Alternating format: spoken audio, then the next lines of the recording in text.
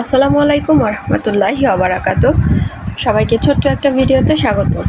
তো আজকে হচ্ছে যা যা রান্না করছি, ভাত, সাথে হচ্ছে চিংড়ি মাছের মালাইকারি, আর এখানে হচ্ছে কচুর বই রান্না করছি।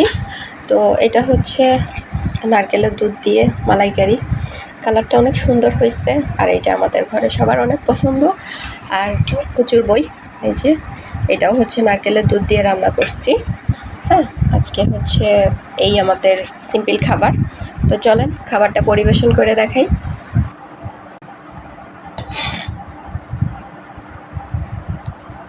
তো প্রথমে হচ্ছে নিয়ে নিলাম ভাত, এখন নিয়ে নিব হচ্ছে কচুর বই, পরে হচ্ছে চিংড়ি মাছের মালাইকারি।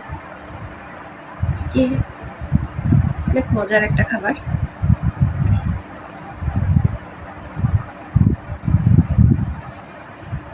তো নিয়ে নিলাম চিংড়ি মাছের মালাইকারি, সাথে হচ্ছে একটু লেবু না হলে হয়, সাথে একটু লেবু দিয়ে দিলাম।